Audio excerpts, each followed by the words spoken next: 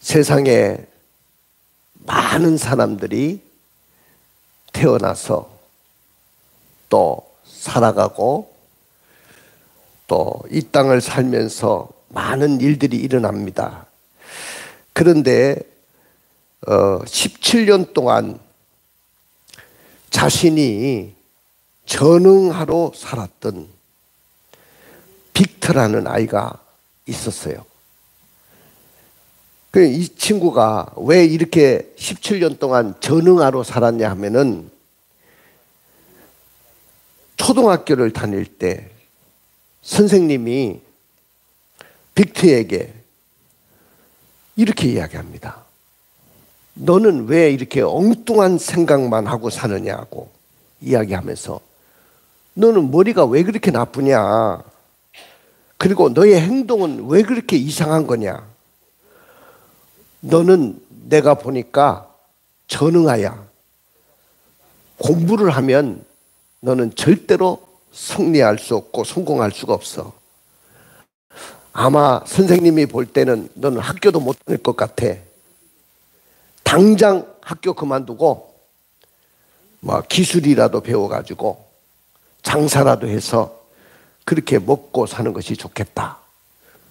초등학교 어린아이에게 선생님이 그런 말을 한 거예요. 빅터의 마음속에 그 선생님의 말 그 한마디가 엄청난 충격으로 다가온 겁니다. 그래가지고 빅터는 그때부터 마음속에 결심을 했습니다. 나는 이제부터 학교를 중퇴하고 선생님이 말한 대로 공부로서는 내가 재능이 없다고 하니까 이제 장사를 하든지 아니면은 뭐 노동을 하든지 그렇게 해서 내가 벌어먹고 살아야 되겠다. 그런 생각을 했어요. 그래가지고 17년 동안 단순 노동을 하고 살았어요. 그리고 전응아 소리를 들으면서 실제로 전응아처럼 살았어요. 근데 그가 32살이 됐을 때 우연하게 IQ 검사를 했습니다. IQ 검사를 해보니까 놀랍게도 빅터의 IQ 지수는 173이 나왔어요. 최고의 천재예요, 천재. 내가 이렇게 천재로 태어났고 나는 세상에서 가장 똑똑한 아이였는데 내가 왜 이렇게 전응하러 살았는지 모르겠다. 그 놀라운 사실을 안 후에 그가요, 그때부터 인생이 완전히 터닝 포인트가 됩니다. 전환점이 됩니다. 그리고 그는 이제 책을 출판하기도 하고 또 특허를 내가지고 특허권을 따내기도 하고 탁월한 머리로 사업에 뛰어들어서 사업에도 성공하게 되고 그리고 전 세계에서 우수한 지능을 가지고 있는 사람들의 모임인데 멘사의 회장까지 오르게 됩니다.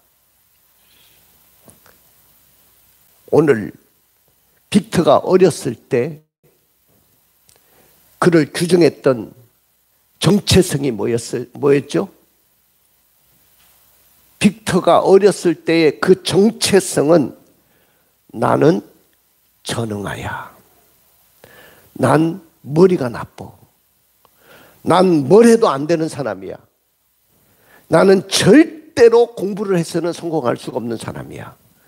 그 부정적인 정체성이 그 마음속에 자리 잡고 있었다는 거예요. 그러면 그 부정적인 정체성을 누가 넣어준 거예요? 선생님이 그 마음속에 그 부정적인 정체성을 넣어준 거예요. 그러니까 여러분들, 우리 부모님들 자녀들을 위해서 기도를 많이 해야 돼요.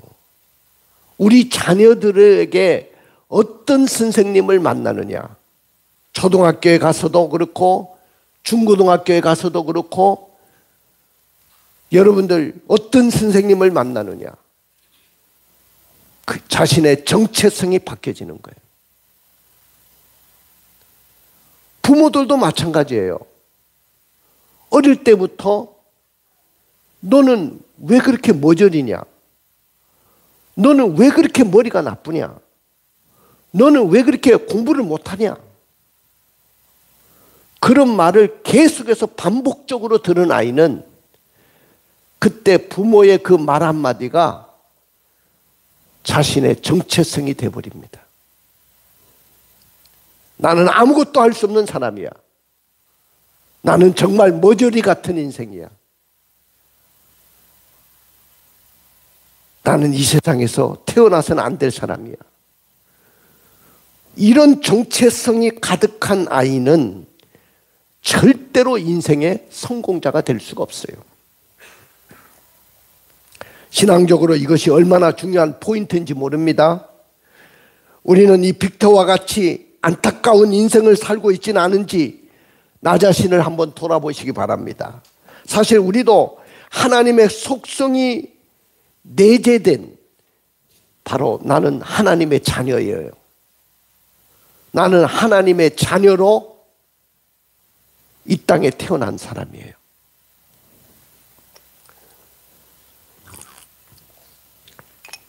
하나님의 자녀로 태어난 사람은 내 속에 하나님의 DNA가 들어있고 내 속에 하나님의 속성이 들어있어요. 나는 결코 무능한 사람이 아니에요.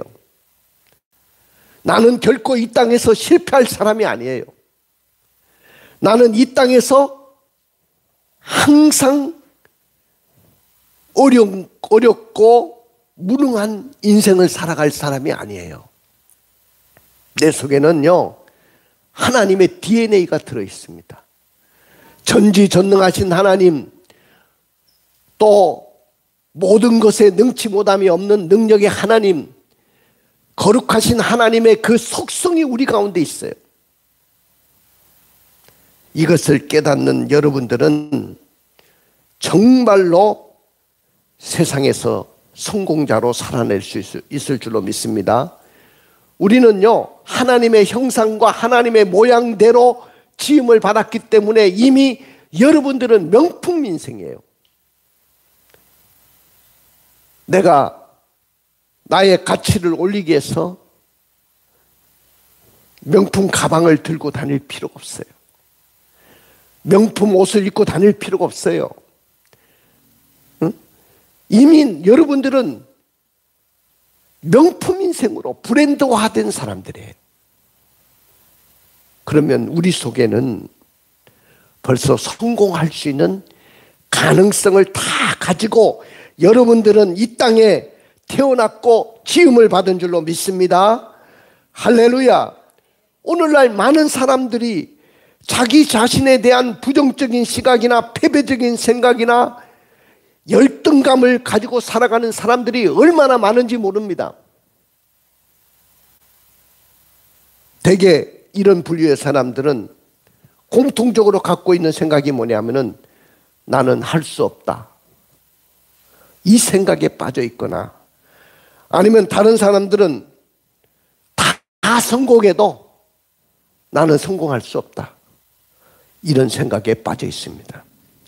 또한 나는 무능하다, 나는 뭔가 창의적이고 새로운 일을 할 능력이 없는 사람이다, 나는 모두에게 버림받은 사람이다, 이런 생각에 빠져 있고, 나는 태어날 때부터 불행한 사람이다, 이런 생각에 빠져 있는데, 이것은 아무도 나를 좋아해 주지도 않아. 아무도 나를 사랑해 주는 사람이 없어. 그래서 나는 버림받은 사람이고 나는 이렇게 고독하게 외롭게 살아갈 수밖에 없는 인생이야. 이런 생각에 정체성에 젖어 있는 사람은 결국은 그 인생 스스로가 무너지고 마는 거예요. 어차피 내 인생은 잘 되기가 틀려먹었어, 이런 생각에 이르게 되기 때문에 정말로 다시 한번 삶의 전환점이 필요한 사람들인 줄로 믿습니다. 할렐루야. 여러분들, 내가 이런 부정적인 생각을 갖고 살면 우리 인생은 소심하게 되게 돼요. 모든 것이 다 소심한 거예요. 그리고 어떤 삶에 대해서 도전할 수가 없어요. 뭔가 새로운 일을 만들어낼 수 없고 창의적인 일들을 내가 만들어낼 수가 없어요. 또한 늘 낙심 속에 살아갑니다. 늘 절망 속에 살아갑니다. 인생의 열정과 용기가 다 빼앗아져 가지고 이제는 모든 것의 희망이 다 무너지게 됩니다.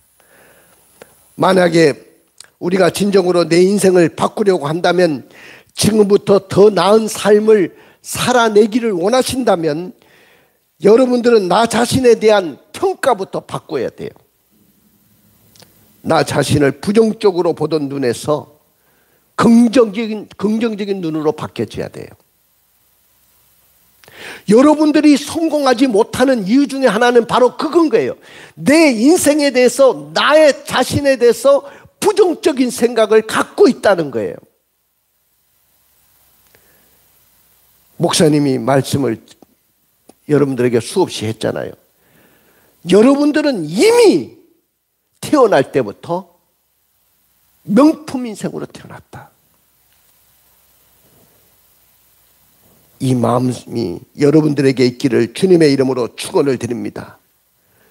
우리 자신을 믿음 안에서 보고 우리 자신을 신앙 안에서 보는 시각을 가져야 될 줄로 믿습니다. 나의 시선이 어디에 있느냐? 내가 뭘 바라보고 있느냐? 나의 시선이 하나님을 향하고 있을 때 하나님이 내게 주신 그 하나님의 DNA, 내 속에 있는 내재된 그 하나님의 자녀의 권세, 이 모든 것이 드러나기 시작할 것입니다. 할렐루야. 우리는요, 하나님의 권세를 이임받은 우리는 하나님의 자녀들이에요.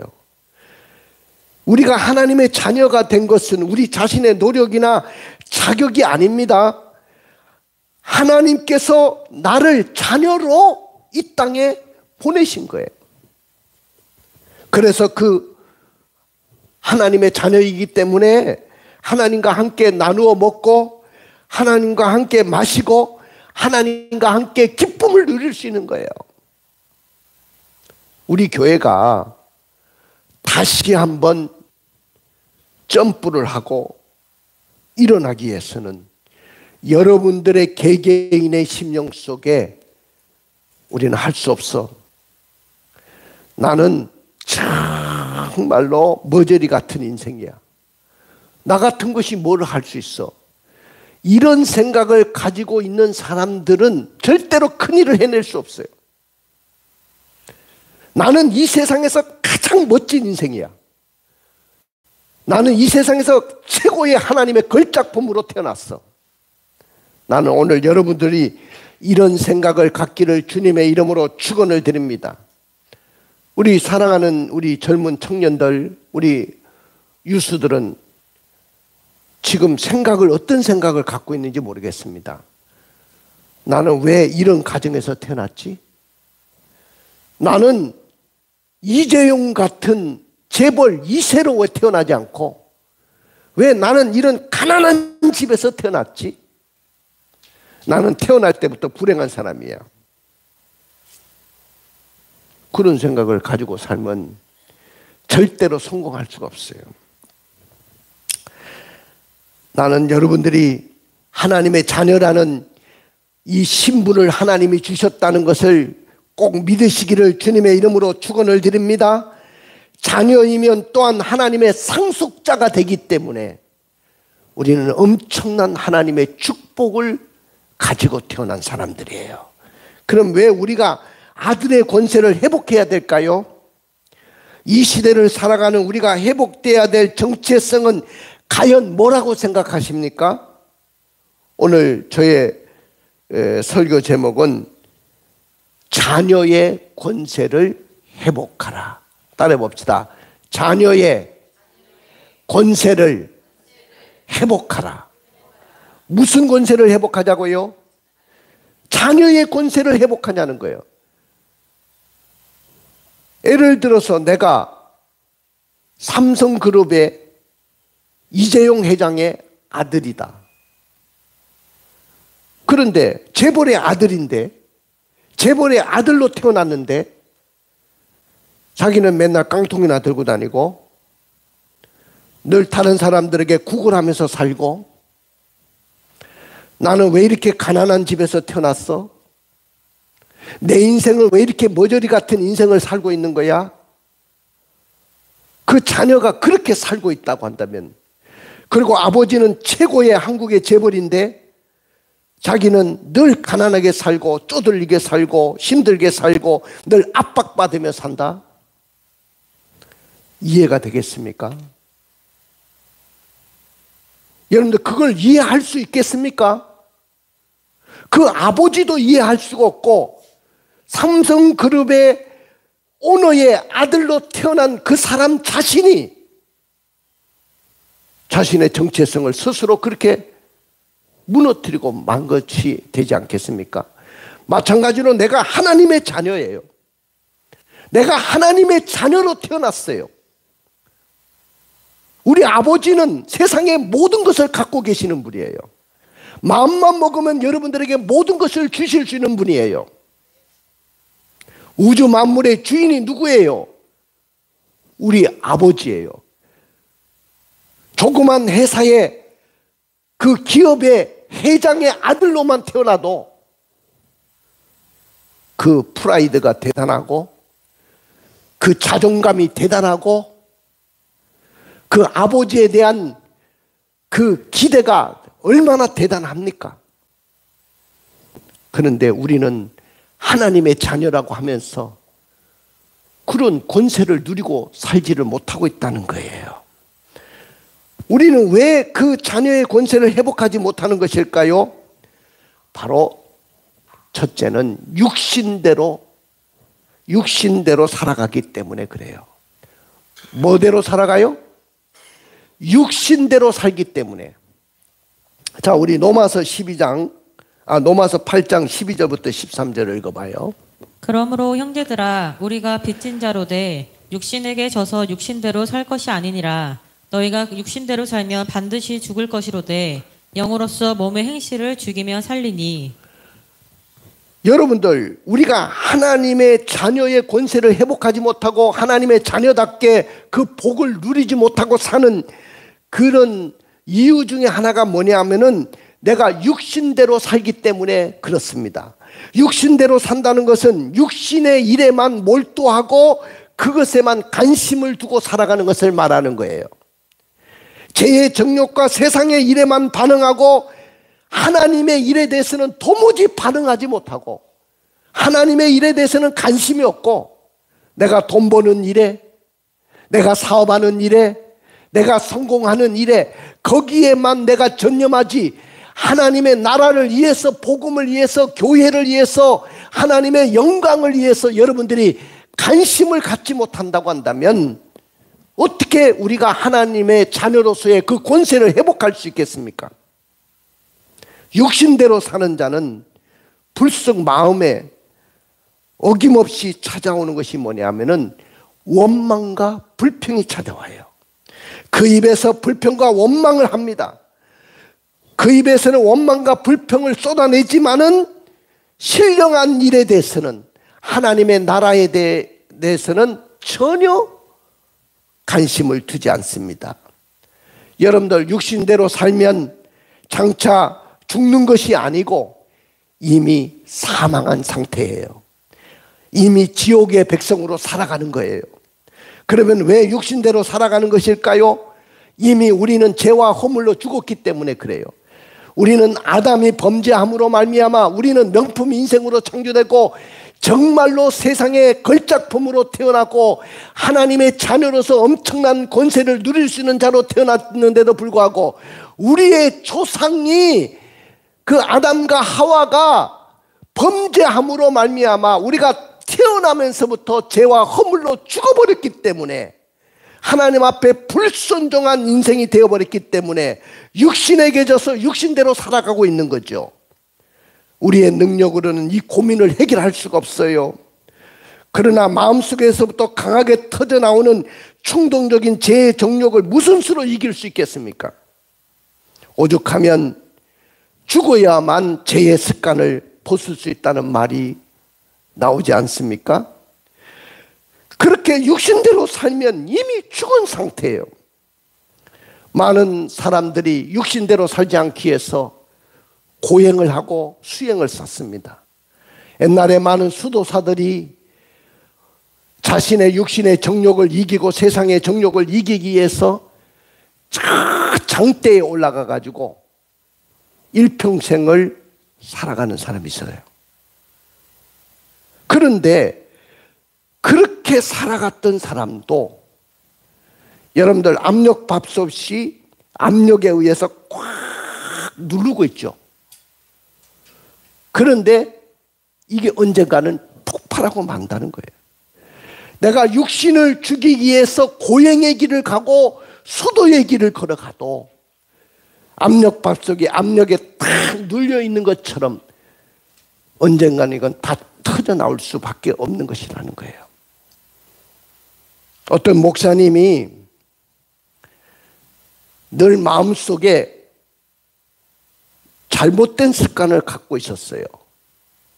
무슨 습관이냐면은 이쁜 여자만 보면 고개가 자동적으로 탁 돌아간다는 거예요.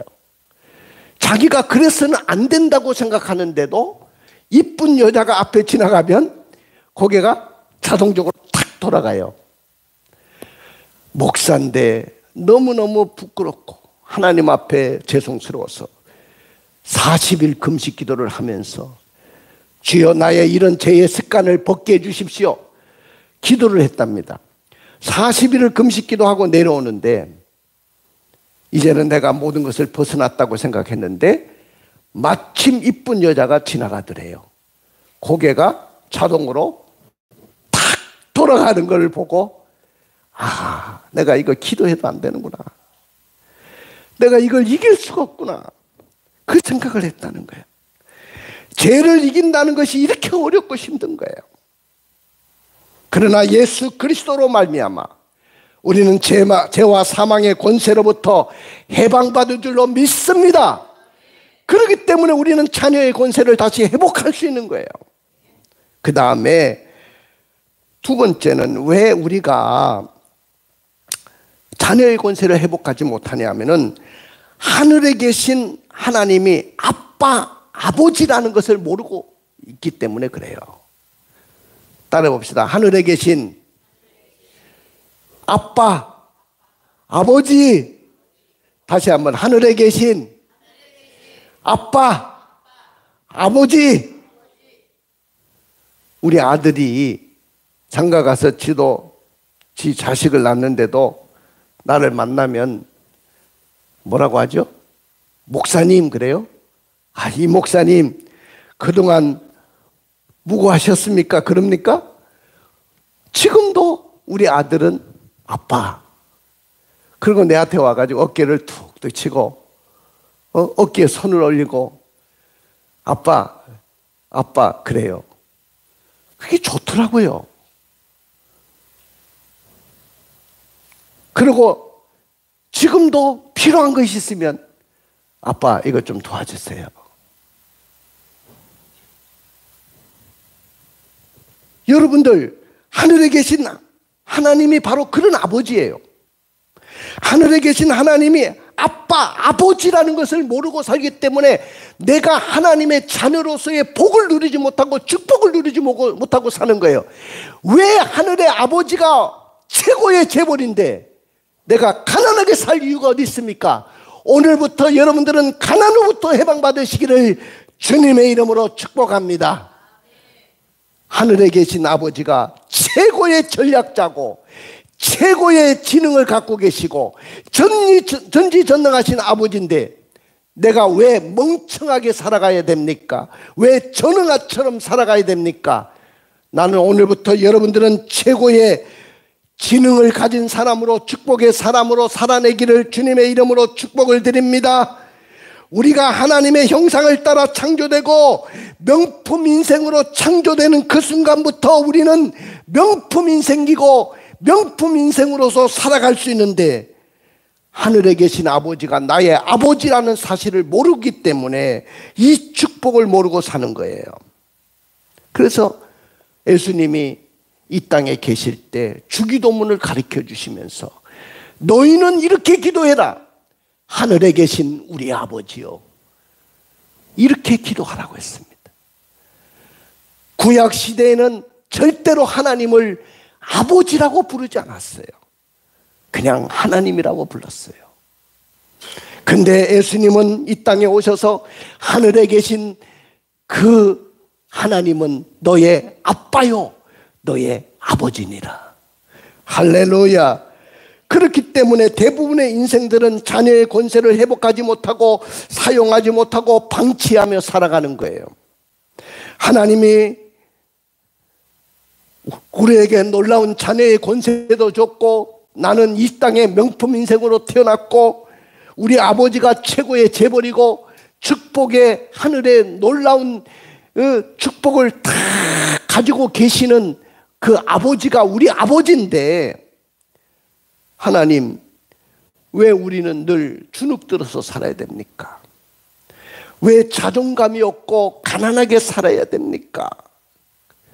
왜 상처 속에 살아가야 됩니까? 하며 전전긍긍하면서 살아가야 하나요? 하면서 안타까워하는 그 모습을 우리는 보고 있어요. 그럼에도 불구하고 하나님은 우리에게 자녀의 권세를 주신 줄로 믿습니다. 하나님은 우리에게 자녀의 권세를 주셨고, 죄와 허물로 잃어버린 자녀의 권세를 회복하기를 누구보다도 원하시는 분이 우리 아버지신 줄로 믿습니다. 하나님은 나의 아빠, 아버지예요. 하나님은 나의 아빠, 아버지고 나의 상속자예요. 그분이 가지고 있는 것은 다 내 것이에요. 그분이 가지고 있는 것은 다 내 것이라니까요. 여러분들, 이재용의 아들은, 삼성의 이재용 회장의 아들은 그 아버지가 돌아가시면 다 상속받게 돼 있어요. 우리 아버지가 이렇게 큰 재벌이고 이런 축복의 하나님이라면 나는 당연히 상속자가 되는 거예요. 할렐루야. 그러면 우리는 하나님의 자녀의 권세를 어떻게 누릴 수 있습니까? 하나님의 형상을 따라 창조하셔서 DNA 안에 내재된 자녀의 권세를 주셨음을 여러분들이 믿어야 됩니다. 할렐루야. 우리 창세기 1장 27절 28절을 읽어볼까요? 하나님이 자기 형상 곧 하나님의 형상대로 사람을 창조하시되 남자와 여자를 창조하시고, 하나님이 그들에게 복을 주시며 하나님이 그들에게 이르시되 생육하고 번성하여 땅에 충만하라. 땅을 정복하라. 바다의 물고기와 하늘의 새와 땅에 움직이는 모든 생물을 다스리라 하시니라. 여러분들 보십시오. 하나님은 우리를 창조할 때 자기의 형상, 자기의 모양대로 최고의 걸작품으로 명품 인생으로 창조하셨죠. 그리고 복을 주셨죠. 생육하고 번성하고 충만하고, 또 하늘에 있는 생물이든 물고기, 물에 있는 생물이든 이 땅에 기어다니는 모든 생물이든 다 네가 다스리라. 할렐루야. 이렇게 복을 주셨어요. 내 안에 하나님의 DNA가 들어와 있어요.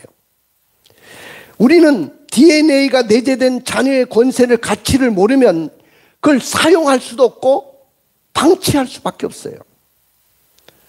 오늘 하나님의 자녀의 신분과 함께 자녀에 맞는 권세도 주신 줄로 믿습니다. 여러분들 요한복음 1장 12절을 읽어봐요. 요한복음 1장 12절. 영접하는 자 곧 그 이름을 믿는 자들에게는 하나님의 자녀가 되는 권세를 주셨으니. 자, 여러분들이 예수를 영접하고 그 이름을 믿기만 하면 나는 그때부터 뭐가 돼요? 하나님의 자녀가 되는 거예요. 여러분들은 이미 하나님의 자녀가 된 줄로 믿습니다.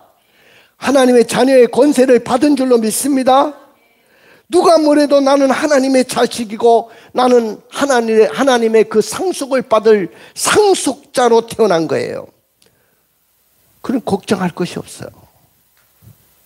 나는 우리 어머니가 돌아가실 때 엄청나게 나를 위해서 돈을 많이 준비해 놓고 돌아가신 줄 알았어요. 근데 우리 어머니 계좌를 딱 까는 순간에 놀랐습니다. 우리 어머니 계좌에는 100만 원밖에 없었어요. 그것도 손자에게 100만 원 주려고 저축해 놓은 것밖에 없었어요. 그분의 책상 서랍에는 감사원금 봉투만 이렇게 수북이 있었어요. 기회만 되면 하나님 앞에 드리고 기회만 되면 교회를 위해서 쓰고 다 주를 위해서 쓰다 가셨어요. 자식들에게 한 푼도 남겨준 게 없어요. 그래서 우리는 우리 어머니 돌아가시고 재산 싸움 할 것도 없었어요. 너무 감사했어요. 형제간에 부모 재산 얼마나 받을까? 그거 서로 다툰 적이 없어요. 그러면서도 내 마음속에 너무 감사했죠. 여러분들, 우리 어머니는 나에게 물려준 것이 없고 가셨지만은, 근데 우리 아버지는 엄청난 것을 지금 나에게 물려주려고 준비하고 있어요. 나는 그 순간에 그걸 깨닫으면서 내가 이 정도의 사람이구나. 내가 하나님의 자녀가 되는 그 순간부터 나는 이렇게 충만함을 누리게 되는구나. 골로새서 2장 10절을 읽어볼까요? 너희도 그 안에서 충만하여졌으니 그는 모든 통치자와 권세의 머리시라. 보십시오. 너희도 그 안에서 다 충만해졌습니다. 나는 오늘부터 여러분들이 충만해지기를 주님의 이름으로 축원을 드립니다. 결코 궁핍하게 살 이유가 없는 줄로 믿습니다. 여러분들은 축복을 누릴 사람들이에요. 내가 지금 헛소리 하는 것입니까? 여러분들을 향해서 지금 내가 잘못된 이야기를 하는 거예요? 여러분들에게 내가 선동하는 것입니까? 말씀의 근거를 가지고 말하잖아요. 그 안에서, 예수 안에서 우리는 충만하여졌느니라. 하나님 안에서 여러분들은 충만한 사람이 될 것입니다. 그분은 누구냐? 모든 통치자와 권세의 머리라. 세상의 모든 대통령, 모든 왕들의 머리가 되시고 모든 권세의 머리가 되시는 그분이 누구냐? 우리 아버지라는 거예요. 우리 아버지라는 거예요. 할렐루야. 사랑하는 성도 여러분, 따라서 우리가 하나님의 형상으로 지음받았음을 믿고 오늘부터 나는 하나님의 자녀라는 그 권세를 회복하고 엄청난 인생의 시작점이 되기를 주님의 이름으로 축원을 드립니다. 내 인생의 터닝 포인트가 되기를 주님의 이름으로 축복합니다. 내가 하나님의 자녀의 권세가 주어졌다는 사실을 믿는 그 순간부터 우리의 인생은 엄청나게 달라질 줄로 믿습니다. 나는 그런 인생을 살아가기를 주의 이름으로 축복합니다. 그 다음에 성령이 친히 우리가 하나님의 자녀인 것을 증언하고 계세요. 자, 로마서 8장 14절을 읽어볼까요? 무릇 하나님의 영으로 인도함을 받는 사람은 곧 하나님의 아들이라. 그렇습니다. 내가 성령을 받고 하나님의 영으로 인도함을 받는 그 사람은 하나님의 아들이라 그랬어요. 나는 아버지 없이 자랐어요. 우리 아버지가 일제시대 때 일본 사람들에게 끌려갔다가 돌아오셔서 일찍 돌아가셔서 저는 4살 먹어서 아버지를 잃었어요. 아버지 얼굴도 모르고 아버지 사진도 없어요. 아버지가 어떤 분인지도 몰라요. 그냥 어머니가 니네 아버지는 키가 180이고 어디 내놔도 신성일보다 더 잘생겼고 참 멋있다고 이야기만 했지 우리 아버지가 어떤 분인지도 몰라. 너무 외로웠어요. 학교에 가면 다 아버지가 있고 의지할 수 있는 아버지가 있는데 나는 왜 아버지가 없을까? 근데 내가 성령을 받고 나서는요, 고등학교 2학년 때 성령의 불을 받았는데, 나에게도 아버지가 있구나. 나도 언제든지 요구할 수 있는 아버지가 있구나. 내가 필요한 것이 있으면 요구할 수 있는 아버지가 있구나. 그 사실을 내가 깨달은 줄로 믿습니다. 로마서 8장 10절을 읽어볼까요? 또 그리스도께서 너희 안에 계시면 몸은 죄로 말미암아 죽은 것이나 영은 의로 말미암아 살아있는 것이니라. 우리가 그리스도 안에 있으면 몸은 죄로 말미암아 죽어 있지만은 우리의 영은 의로 말미암아 살아났어요. 성령은 그리스도의 영인 줄로 믿습니다. 성령이 우리 안에 거하실 때 성령과 함께 그리스도께서도 계시는 것이고, 그리스도께서 우리 안에 계시면 그는 이미 살아있는 자고 그는 이미 천국 백성으로 살아가는 자인 줄로 믿습니다. 이런 자는 어떤 재앙이 와도 두려울 필요가 없어요. 이미 하늘을 사는 자들이기 때문입니다.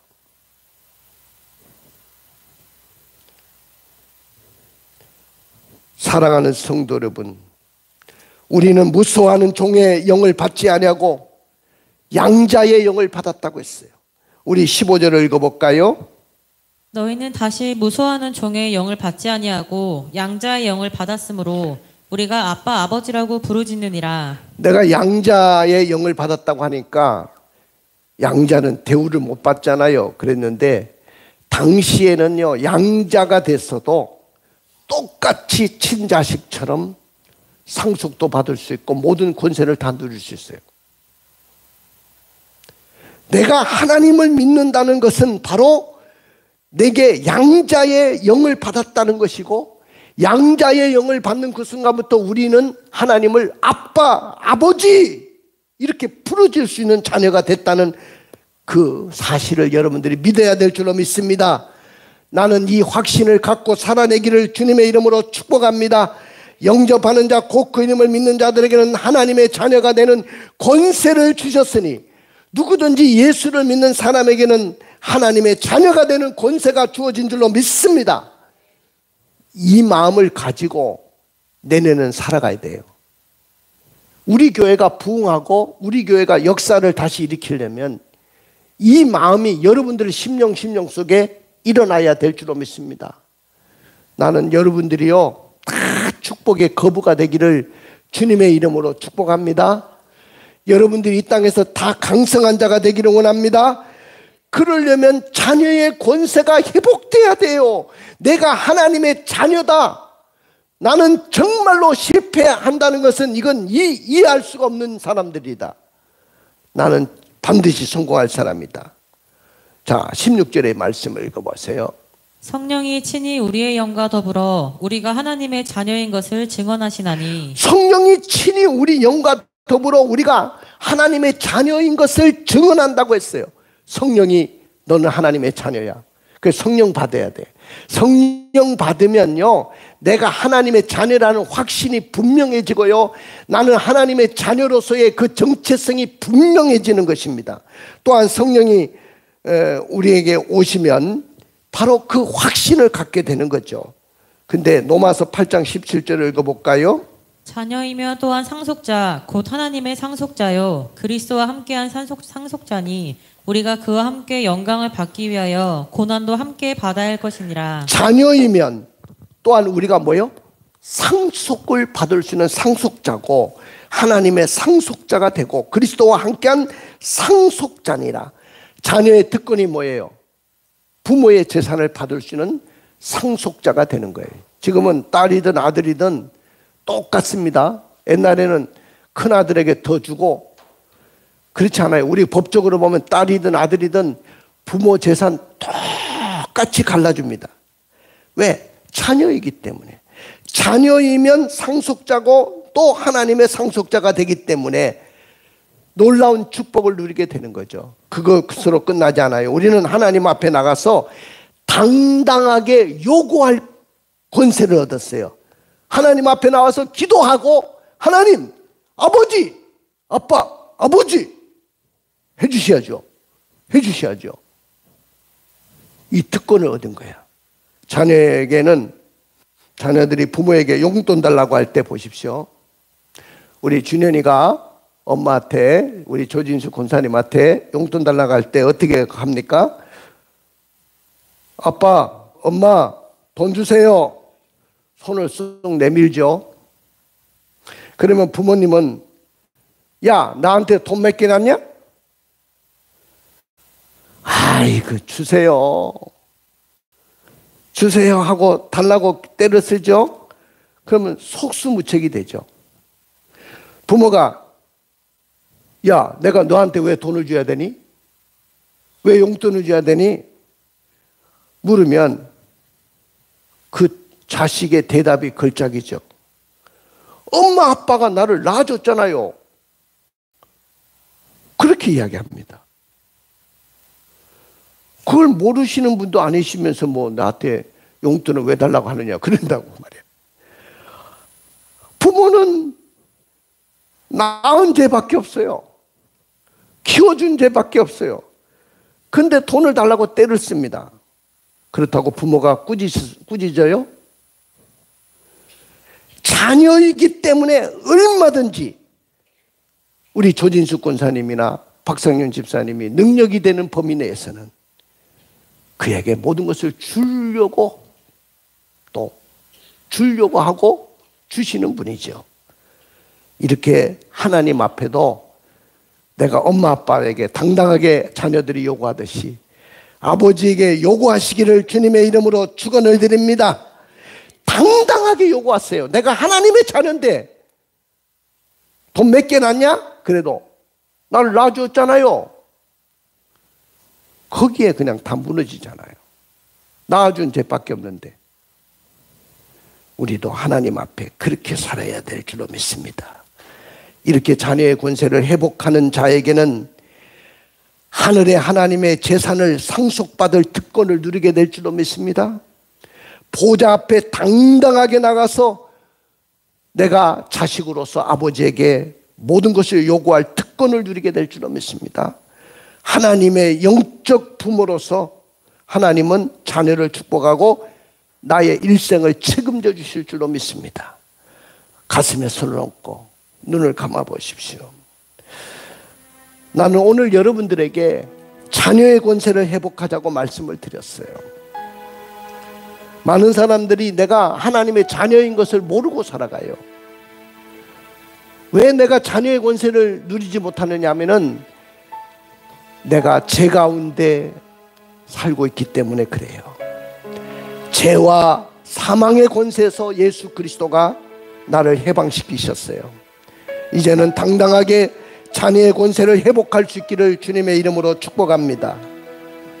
오늘 여러분들은 우리는 하나님의 권세를 이임받은 자녀의 권세를 회복하고 살기로 결단합시다. 하나님께서 나를 보시는 대로 나도 하나님의 시선으로 나를 보겠다고 결단합시다. 내가 하나님이 나를 보시는 대로 나도 하나님의 시선으로 보겠습니다. 내 삶에 하나님의 충만함이 있음을 확신하고 하나님의 자녀로서 하나님의 속성과 성품과 권세가 내 안에 있음을 선포하고 살기로 결단합시다. 할렐루야.